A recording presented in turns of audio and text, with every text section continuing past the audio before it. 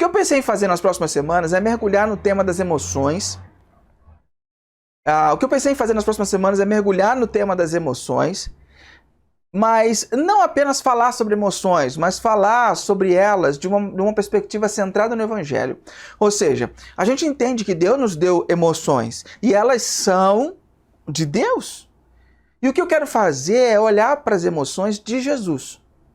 O que ele suportou, o que ele sentiu, quando foi que ele deixou as emoções ajudarem ele. E nós vamos calibrar nossas emoções com as dele.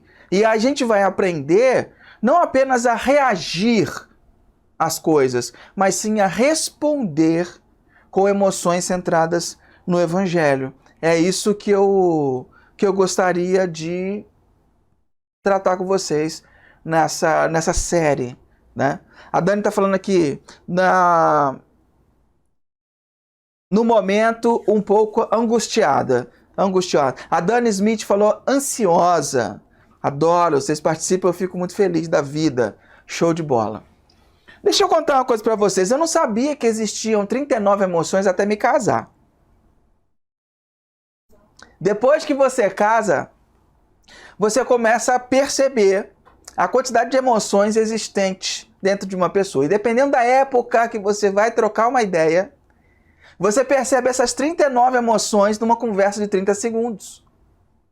Dependendo do momento do mês, as 39 emoções passam assim, num momento.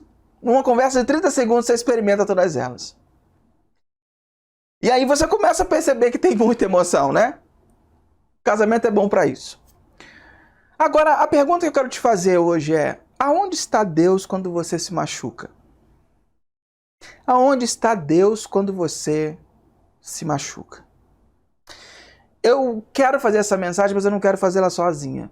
Okay? Por isso eu chamei 4 mulheres muito fortes da nossa comunidade, para contribuírem com esse tema de emoções, rasgarem o peito e colocarem qual é a relação delas com essas emoções. E não é fácil fazer o que elas decidiram fazer, o que elas toparam fazer, porque vir aqui contar vantagem, contar vitórias, é muito mais fácil. Mas vir aqui falar de defeitos, falar de dores, falar de problemas, você tem que ter muita coragem. Então, eu chamei essas mulheres que têm muito a nos ensinar, e elas vão contar um pouco de como é essa realidade na vida dela. Onde está hoje? Nós vamos ouvir uma pessoa falar sobre onde está Deus quando a gente sente dor. E ela vai contar um pouco da dor que ela passou. Eu queria que você acompanhasse isso. Vamos lá. Bom dia. Hoje eu vou falar de um sentimento que eu vivi há pouco tempo. Vou falar sobre a dor. A dor pode ser consequência de vários fatos, né? A perda de um ente querido, final de um casamento, a perda de um emprego. A minha dor foi pela perda do meu irmão e da maneira que eu perdi o meu irmão. Meu irmão faleceu há 1 mês e meio e foi uma dor muito grande. Eu já havia experimentado vários tipos de dor, mas a dor do luto foi a primeira vez. Eu achava que estava preparada, porque eu já tinha perdido meus avós, mas quando meu irmão se foi, a dor bateu de uma maneira muito forte e me derrubou. Foi a primeira vez que eu me senti impotente. Eu senti uma impotência muito grande que me fez perder a vontade de tudo. Posso dizer que eu abandonei tudo. Não só abandonei o meu eu só não abandonei o meu trabalho porque, além do senso de responsabilidade, de eu não poder, estando bem ou não, estando com saúde ou não, eu tenho que estar à frente do meu trabalho porque eu mexo com vidas, né, com problema das pessoas e uma perda de um prazo, uma perda de um prazo mesmo, eu posso botar a perder a história de uma pessoa, né? Então eu não podia me dar o direito de me afastar do trabalho. Me afastei 2 dias, mas eu tinha que estar à frente. Mas além do senso de responsabilidade, o trabalho para mim serviu como uma fuga. Os finais de semana que antes eu ansiava, não via a hora de chegar sexta para estar com a minha família, para estar cozinhando com meu marido alguma coisa diferente, estar abrindo um vinho, estar passeando, ou mesmo estar descansando, relaxando, vendo um bom filme, série que eu amo. Para mim se tornou uma tortura o fim de semana. De segunda a sexta eu até que levava bem, numa boa, ocupava minha cabeça, mas chegava sexta-feira à tarde, começava já me dar um nó na garganta, já começava a se abater sobre mim uma tristeza, uma frieza no coração, e eu ficava pensando, quando que vai chegar segunda-feira? Será que vai demorar muito para eu acordar na segunda e ir trabalhar? Então, porque tudo no fim de semana lembrava meu irmão. Se eu fosse almoçar fora, eu lembrava do meu irmão. Se eu fosse fazer um churrasco, eu lembrava do meu irmão. Até as bênçãos que eu recebia, eu não me deixavam plena, feliz completamente, porque eu pensava, meu irmão não estaria aqui para ver minhas conquistas, para compartilhar comigo. E eu fui me isolando. Eu não queria ver ninguém. Muitas vezes eu era convidada por um amigo ou outra, pessoas queridas que me amam, que queriam me tirar dessa tristeza, me puxar para cima, me dar a mão, tomar um café da tarde, almoçar, ou vir aqui, mas eu fugia. Porque eu não estava uma boa companhia, eu não queria sorrir, eu não queria ver ninguém, eu não queria conversar. Como que eu iria ver alguém se eu só queria chorar? E então eu me isolei. Em meio a essa dor, eu me vi cercada de um monte de gente, né? Minhas filhas, meu marido, minha família, mas eu sentia que eu estava totalmente sozinha. E da dor, eu comecei a sentir medo. Comecei a sentir medo de morrer, comecei a sentir medo de perder mais alguém. Isso me dava pânico. E eu falava pro meu marido, eu não vou aguentar perder mais ninguém. Eu tinha muito medo de perder a minha irmã, que era a única pessoa que tinha me restado. Eu tinha medo de também não conseguir sair do buraco que eu tava. Eu tinha a sensação de que esse sentimento nunca ia passar. Aquela Regiane feliz, brincalhona, alegre, tinha se perdido e eu falava assim, eu acho que acabou, né? Acho que eu não vou mais voltar a sorrir, voltar a sentir a alegria que eu sentia. E aí, do medo, veio a revolta. Porque eu não aceitava a perda do meu irmão e ainda mais da maneira que eu perdi.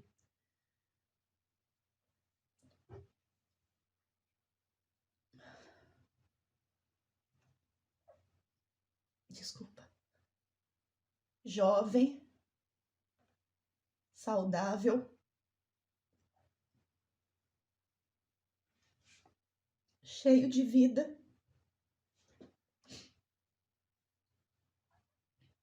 E veio o Covid e levou meu irmão. Então eu não aceitava.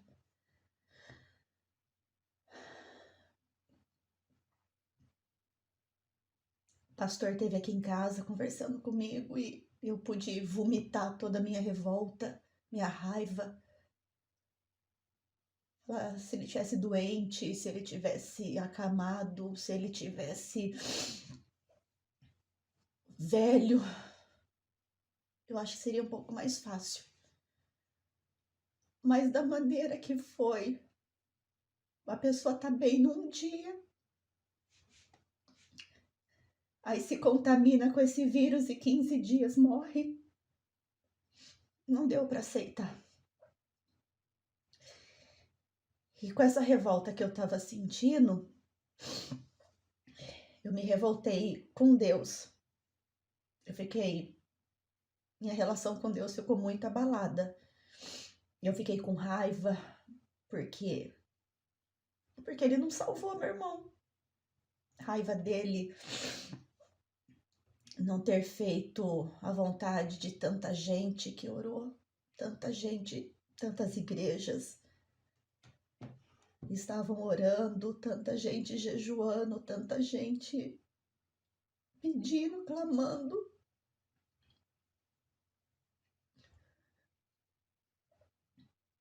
E Deus, eu sentia que Deus não atendeu a nossa oração. Não adiantou nada. Então eu comecei a travar uma luta interna. Porque ao mesmo tempo que eu sabia que a vontade dele era soberana, eu não podia aceitar. A gente nasci em berço evangélico e conheço a Bíblia. Já li a Bíblia inteira e a gente presenciou tantos milagres, tanta coisa bonita na Bíblia, morto que se levantou. Eu falava pro Rodrigo, quando ele veio em casa, eu falei, Deus levantou Lázaro, mas ele não levantou meu irmão da cama, estando vivo ainda.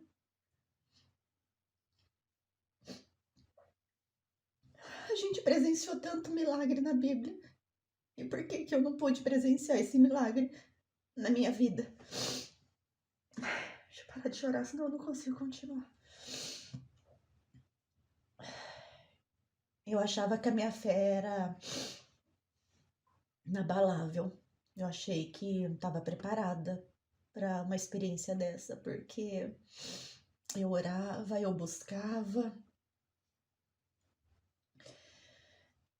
eu meditava, mas quando a dor chegou, eu não tive forças, eu não tive vontade para orar, para buscar. Era como se eu tivesse... Quando a gente briga com uma pessoa e você briga com um irmão e você faz as pazes com ele, você não tem mais raiva dele, mas você não quer contato, você não quer conversar com ele. Era assim que eu me sentia. Eu parei de orar, parei de buscar. Eu não queria, eu assistia os cultos, eu ouvia louvores, eu conseguia ouvir louvores, mas eu não queria falar com Deus. Eu pensava, pedir alguma coisa para ele, orar, para quê? De jeito nenhum. Eu vou pedir o quê? Ele não vai atender. No final é a vontade dele que prevalece.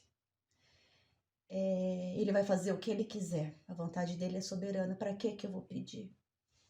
No começo eu tinha vergonha de admitir isso, porque a gente que é criado na igreja, nossa, que pecado, que blasfêmia, que... Como está falando isso de Deus? E aí eu aprendi com o nosso pastor que não adianta eu mentir, Deus conhece a gente é humano, a nossa natureza humana, e é melhor que eu brigue com Deus, é melhor que eu esbraveje, que eu me revolte, do que eu guardar isso pra mim e criar uma raiz de amargura. Então eu pus tudo pra fora. Eu falei, eu não quero mais falar com o Senhor. Eu não quero. E eu fui passando pelo luto. Se eu conseguir me levantar, eu tô muito melhor. Hoje eu consigo, tô tocando minha vida. Hoje eu não temo mais os fins de semana. Eu voltei a gostar dos finais de semana. Eu voltei a sorrir.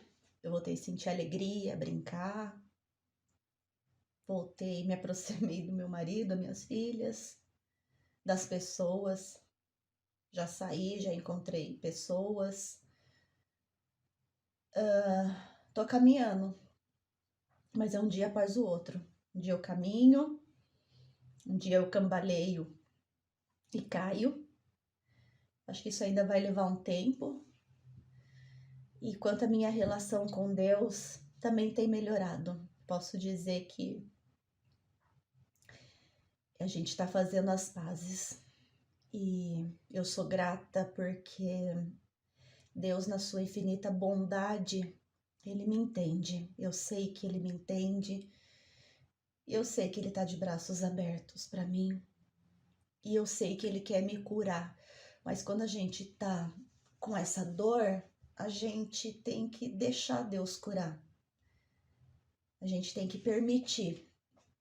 Eu entendi hoje que a gente vive num mundo que a gente teve, vai ter e vai morrer tendo aflições.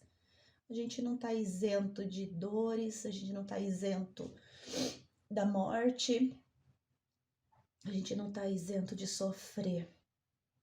Ele disse que a gente teria aflição. Então eu tô voltando para Deus, voltei para as minhas mentorias, tô voltando a conseguir orar, porque a oração é uma coisa muito íntima, né? É o momento que você tem o seu bate-papo com Deus. E eu tô voltando a orar. Abandonar Deus jamais, por mais que eu tenha me revoltado, por mais que eu tenha sofrido, por mais que eu tenha chorado, Deus é Deus. E eu posso não estar tendo a intimidade que eu tinha com Ele, mas eu jamais vou abandoná-lo. Não vejo minha vida sem Deus, porque é Ele que me sustenta. Apesar da minha revolta, eu sei que Ele me amparou. Se eu usei o meu trabalho como fuga, Ele me deu condições para trabalhar, Ele me deu cabeça para trabalhar. Mesmo eu estando um pouco distante dele, eu reconheço toda a soberania, toda a autoridade. Então é isso. Espero ter conseguido passar um pouco da minha experiência e que com essa experiência eu possa ter ajudado alguém. Fiquem com Deus, Deus abençoe. Então, pessoal, quando eu digo que essas mulheres são fortes, é porque são fortes mesmo. E o que dizer para uma pessoa que passa um momento desse? Vamos tentar descobrir como é que a gente consegue chegar a uma conclusão sobre isso, ok? Sobre dor. Jesus, ele era Deus. Era Deus em carne e osso. Mas ele ainda era Deus, ok? Ele tinha carne e osso, mas ele ainda era Deus. Ele era um ser humano. E ele expressava e sentia suas emoções de forma muito real. Deixa eu te dar alguns exemplos de como Jesus expressou suas emoções. Por exemplo, quando ele olha para Jerusalém e as pessoas estão rejeitando a Deus, ele fica triste, ele lamenta, sente luto.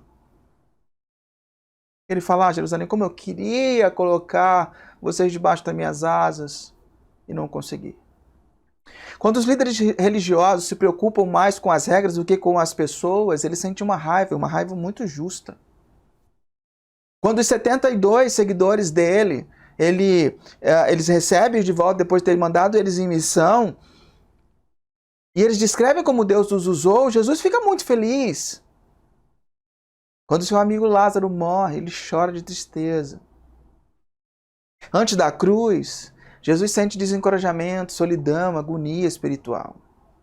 Só que em Lucas capítulo 7, a gente percebe a primeira emoção de Jesus. E é muito legal, porque ele acaba de falar do Sermão da Montanha. Lucas, ele está terminando de falar do Sermão da Montanha e ele entra em Lucas 7. E a gente vai conversar sobre Lucas 7 a partir do versículo 11. Vai ser Lucas 7, de 11 a 16, é o nosso texto guia. E o texto diz assim: logo depois do Sermão da Montanha, Jesus foi com seus discípulos à cidade de Naim. E uma grande multidão o seguia. Quando ele se aproximou da porta da cidade, estava saindo o enterro do único filho de uma viúva. E uma grande multidão da cidade a acompanhava. Quando Jesus viu uma grande multidão, quando Jesus viu aquela situação, sentiu profunda compaixão por ela. Não chore, disse ele.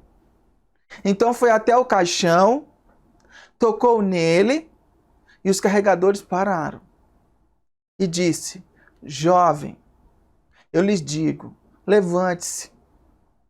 O jovem que estava morto se levantou e começou a conversar, e Jesus o devolveu para sua mãe. Grande temor tomou conta da multidão, que louvava a Deus, dizendo: um profeta poderoso se levantou entre nós, e hoje Deus visitou seu povo. Eu quero tentar descrever para você aí essa cena, ok? Vamos tentar descrever esse momento. Jesus está caminhando com seu cortejo que leva a vida para onde ele vai.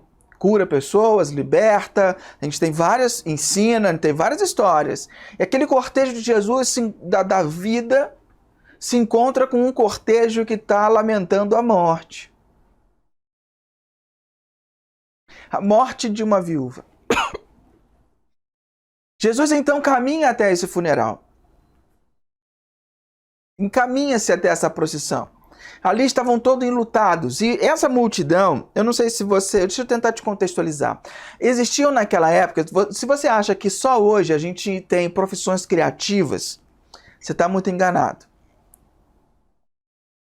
Naquela época era comum, no enterro, você contratar pranteadores profissionais. Pessoas contratadas para chorar no enterro de um ente querido. Certo? Então, se você acha hoje que ser youtuber é uma profissão de alto risco, você imagina você ter uma profissão que dependesse da morte dos outros para você chorar para ganhar o seu sustento, né? Então você tinha muita gente ali que talvez, muito provavelmente, eram os contratados tocando flauta e símbolos e fazendo aquele cortejo ser significativo. Há coisas que nós sabemos nesse texto e há coisas que nós não sabemos. Por exemplo, a gente não sabe quantos anos essa viúva tem.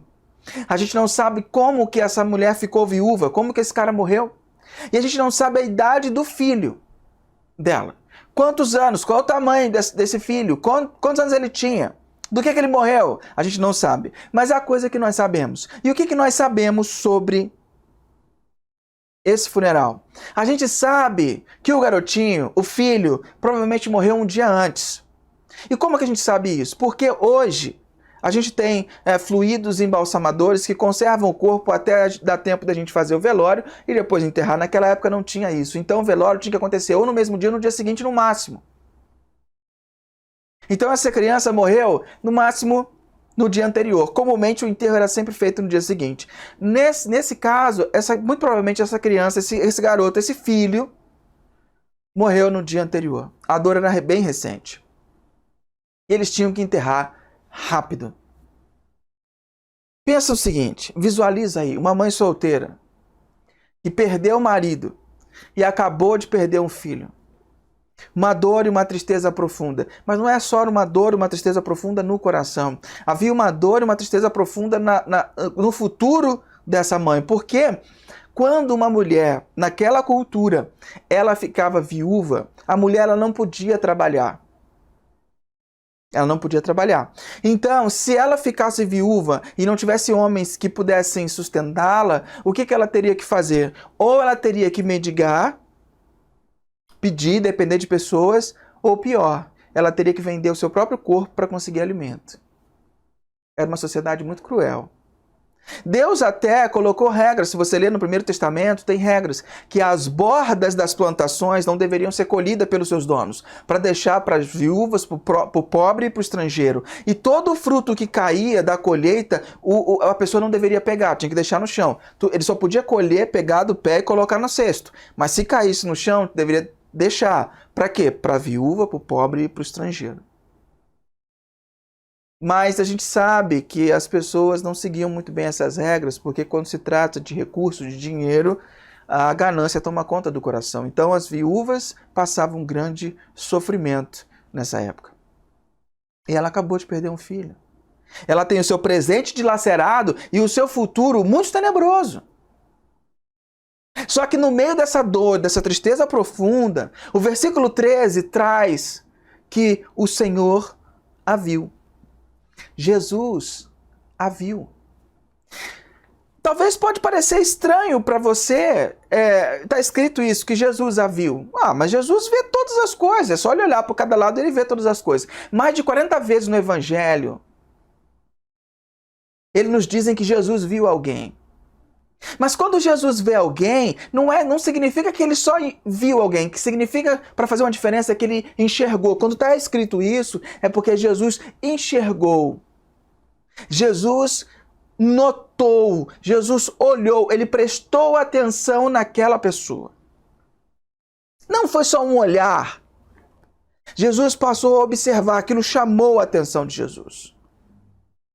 Eu vejo muito, mas eu não noto tanto. E você também que é marido aí, também você vê muito e não nota muito. Você vê muito, mas não nota tanto. Garanto para você.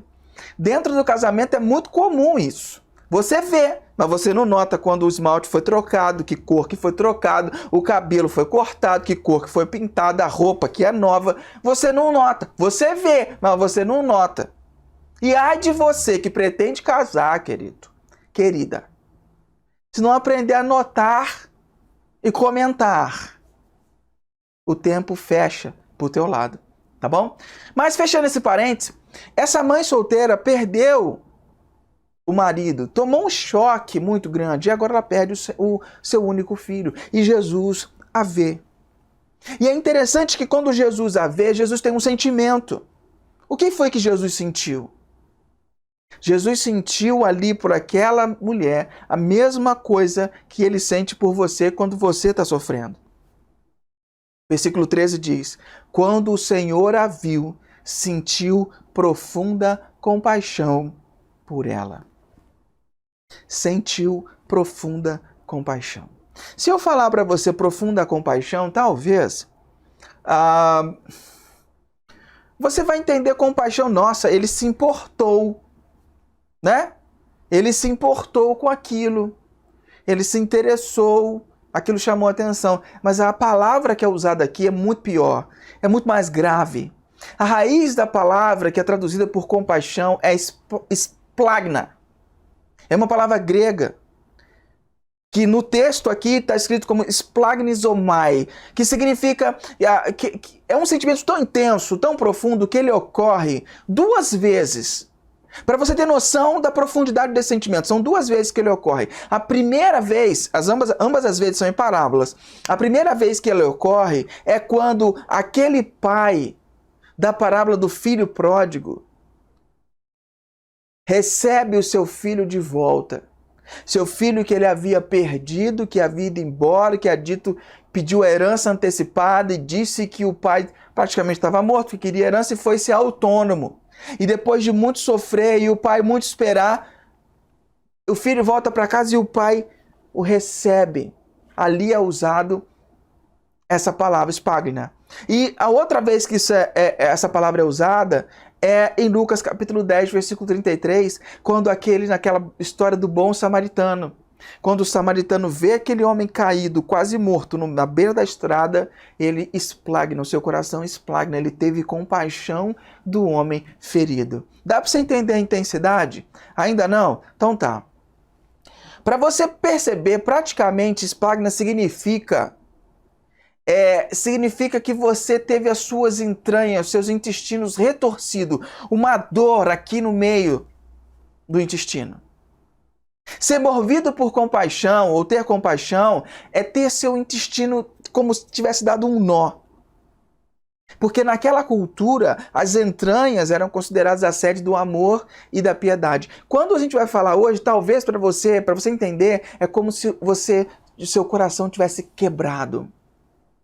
Não sei se você já passou por uma situação tão intensa, tão profunda, que você sente até um estalo aqui dentro, que teu coração se quebra de tanta dor e tristeza.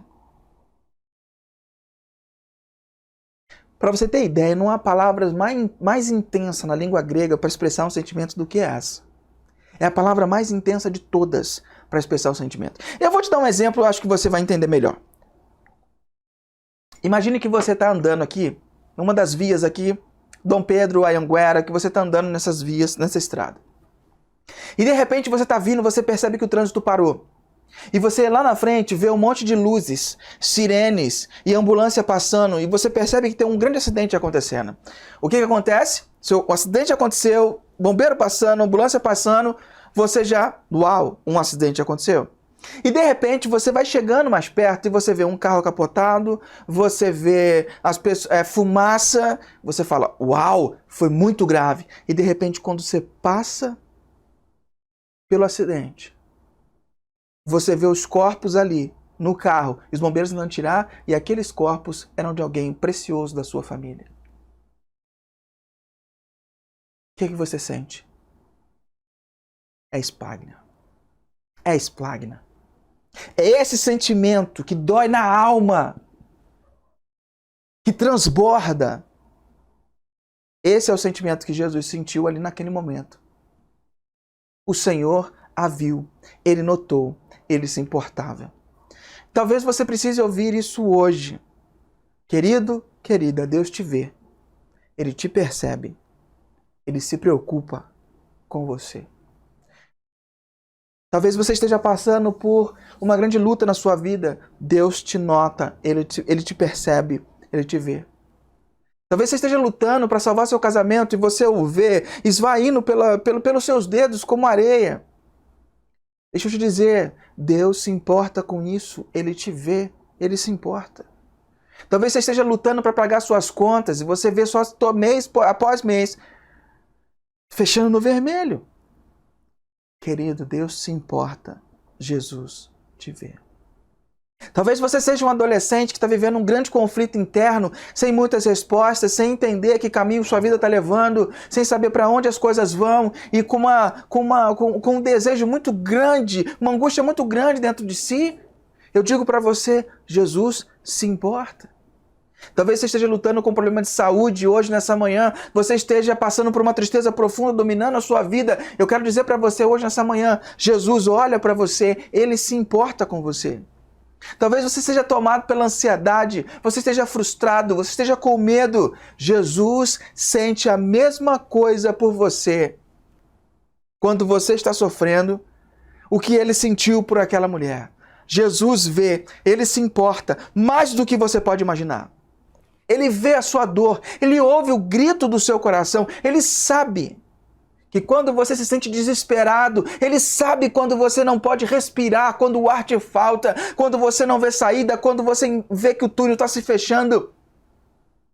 Quando o seu batimento cardíaco bate de tanta ansiedade e chega a saltar na blusa, Ele sabe, Ele vê.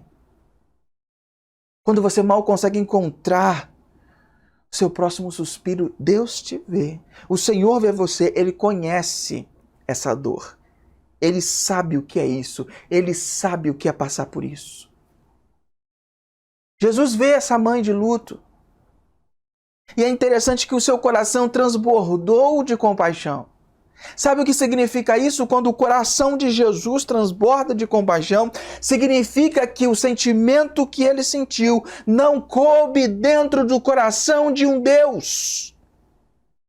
Jesus não conseguiu colocar dentro do coração dele o tamanho do sentimento. Não havia espaço suficiente no coração de Jesus para toda a compaixão que ele sentiu. Jesus sofre com ela, por ela, e dói, nas suas entranhas. E ele diz, versículo 13, não chore, disse ele. Então foi até o caixão, tocou nele e os carregadores pararam. Você não sabe da gravidade que é isso que Jesus fez. Jesus toca o caixão, deixa eu tentar para você visualizar. Não era um caixão como o nosso, com lados e tampas, não. Eram 2 paus com um tecido no meio, o corpo era jogado ali em cima e coberto no máximo com um lençol. Era assim o caixão, chamado de esquife. E ali eles colocavam o corpo e passavam. Jamais um rabino santificado poderia encostar num caixão, porque as leis cerimoniais diziam: se o puro toca no impuro e tocar num cadáver, tocar naquilo que o cadáver tocou, você se tornaria impuro e você teria que subir ao templo e fazer todo o ritual de purificação. Você se tornava impuro espiritualmente. Você se tornava impuro espiritualmente. Isso significa que o que Jesus fez foi chocante. Ninguém esperava uma atitude dessa de um mestre, de um rabino, que metesse a mão na impureza. Foi escandaloso para algumas pessoas. Jesus ali, à vista de algumas pessoas, se torna impuro cerimonial, impuro espiritual. Para os fariseus era um absurdo, porque eles tinham 613 leis religiosas rigorosas para cuidar para que você pudesse apresentar uma aparência externa bonita, que você mostrasse para as pessoas que você está santificado. Tinham leis que ajudavam a cumprir as leis. E eles não podiam tocar em cadáver, em qualquer coisa morta, ou em qualquer coisa que tocou na coisa morta. Se tornaria impuro. Então, quando Jesus para aquele cortejo, toca no caixão e toca no menino, Jesus se torna impuro espiritual para que aquele menino pudesse voltar a ter vida. E é a mesma coisa que Jesus faz por nós. Ele se tornou pecado na cruz. Ele se tornou aquilo que Deus mais odiava. O pecado todo da humanidade foi colocado nele. E o castigo que nos trazia a paz estava sobre ele. E por causa das suas feridas, nós fomos sarados. Jesus nos substituiu. Jesus faz aqui um prelúdio, uma antecipação do que ele faria pela humanidade inteira na cruz. E ele se torna impuro aos olhos das pessoas para que aquele menino pudesse ter vida. E outra coisa acontece muito interessante nesse texto. Quando Jesus toca o corpo do menino, Jesus cruza uma linha. Jesus era um cruzador de linhas profissionais. Ele era um quebrador de regras profissionais. Porque toda vez que a religião desenhava uma linha, Jesus cruzava essa linha. O amor cruza linhas. Toda vez que a religião distorcida desenha linhas, ela desenha linhas para manter as pessoas do lado de fora. Ela cria regras para manter as pessoas fora. E isso pode ser a razão para tantas pessoas se afastarem da igreja. Isso pode ser a razão para você que está me vendo ou me ouvindo não estar na igreja e não querer mais pôr os pés na igreja. Por quê? Porque você teve uma experiência onde estabeleceram uma linha e te colocaram para fora dessa linha. Os religiosos se preocupam muito com a aparência, com as regras. Esse não é o caso de Jesus. E se isso faz parte do mundo da igreja que você não gosta, saiba, Jesus também não gostava disso. E por consequência, nós aqui do Grupo Valinhos também não gostamos disso. Nós não colocamos linhas para manter as pessoas fora. Nós não desenhamos linhas para manter as pessoas fora. Nós cruzamos as linhas para trazer as pessoas para dentro. Nós cruzamos as linhas para nos conectar às pessoas. Jesus ignorou as políticas religiosas. Ignorou o que era comum, o que as pessoas achavam que ele deveria fazer ou não fazer. Ele foi e fez aquilo que estava no coração dele, porque vinha do Pai. E ele vai então, toca naquele menino morto. Demonstra um amor sem limites. Demonstra uma atitude sem limites, sem regras, sem leis. Ele vai. Nada impede Jesus de se importar.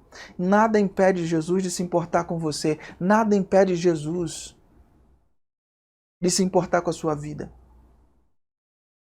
Imagine a cena. Jesus vai andando na multidão e aquelas pessoas começam a pensar.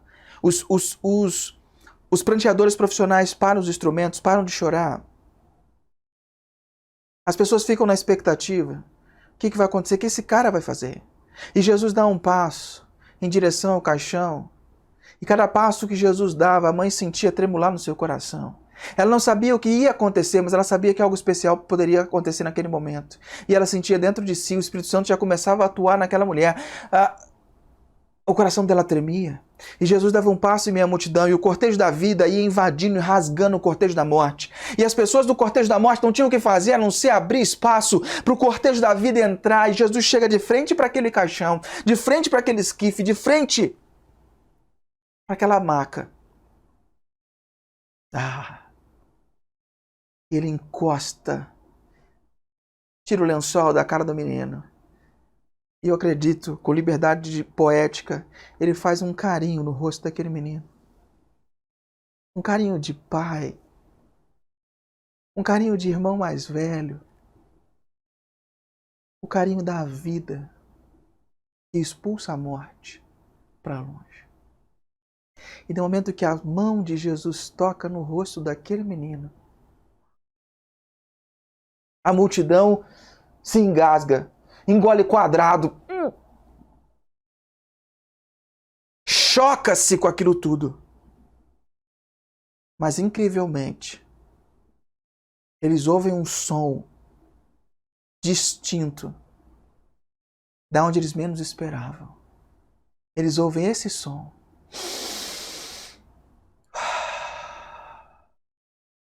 Do caixão. O menino ofega. Pelo toque de Jesus, ele volta à vida. E o menino respira. Um toque. Apenas um toque. Jesus pode trazer de volta à vida qualquer coisa da morte. Qualquer coisa. Jesus pode trazer vida para qualquer área da sua vida que está morta. Basta apenas um toque. Basta você indicar, Jesus, é aqui. Eu estou morto para os relacionamentos. Eu estou morto dentro da minha vaidade. Eu estou morto dentro da minha autonomia. Eu estou morto dentro da minha empáfia. Eu estou morto. Jesus! Eu não consigo mais me relacionar. Eu não consigo mais... Está morto. Toca aqui. Toca aqui. O Senhor viu. Ele se importou. Ele tocou. É difícil explicar o que esse ato de compaixão fez por aquela mãe. O futuro dela foi mudado. Ela não mais teria que mendigar, ela não mais teria que se vender como prostituta para comer. Ela não tem mais um futuro onde ela deveria implorar. Mas Jesus toca no seu filho e ele está vivo de novo. Então Jesus pega aquele menino que se levantou do caixão, abraça e leva-o até sua mãe e o devolve. Devolve o filho à sua mãe. E quando ele devolve o filho à sua mãe, ele devolve a esperança de um futuro melhor para essa mãe.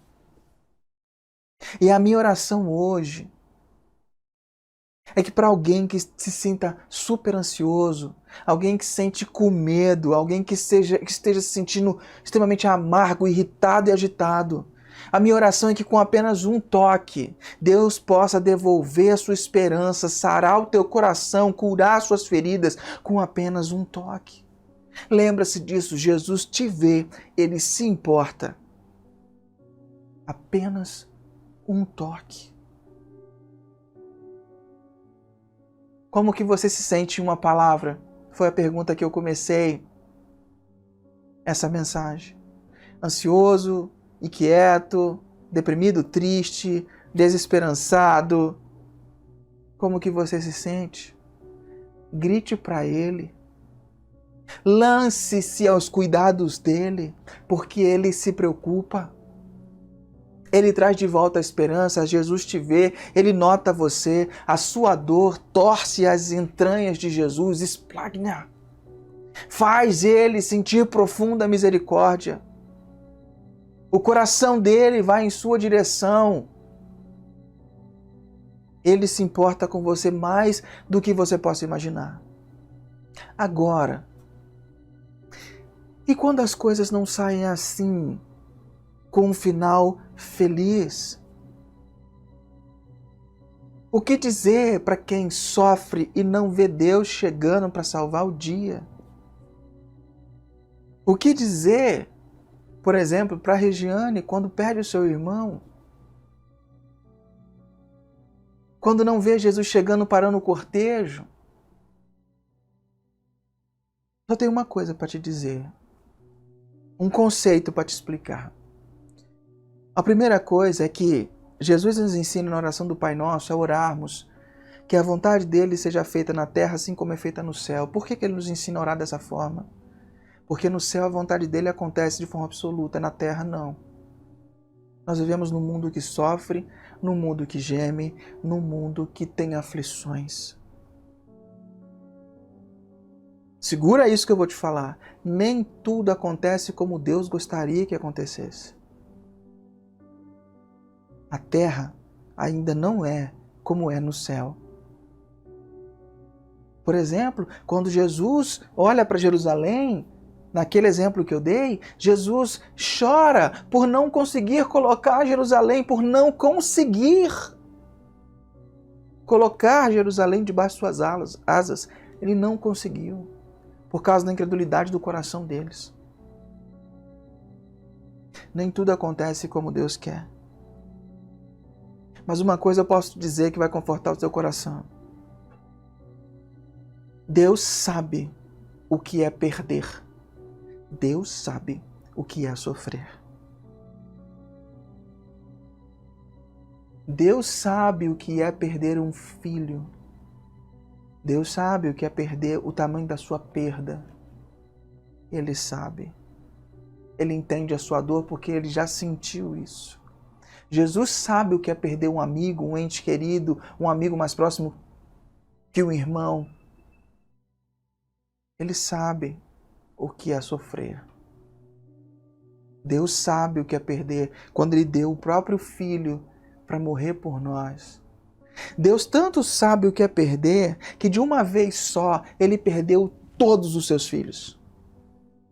Lá no Éden, quando a sua coroa da criação, o ser humano, decidiu por conta própria, influenciado pelo diabo, decidiu dizer assim: eu não quero mais viver sobre as rédeas de Deus, eu quero ser autônomo, eu quero ter o meu direito de escolha, eu não quero Deus dizendo mais para mim o que eu devo e o que eu não devo fazer. O ser humano então come do fruto e rompe com Deus. Ali, Deus perdeu a humanidade inteira. Todos. Os seus filhos, os filhos dos seus filhos, os filhos dos filhos dos seus filhos, e os filhos dos filhos dos filhos, todos. Ele perdeu para a morte. Todos.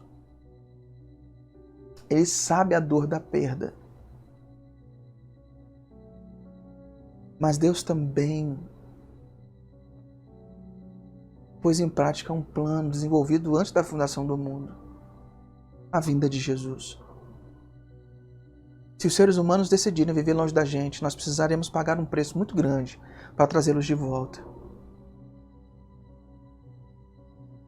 Seria a morte de Deus, a morte de Jesus.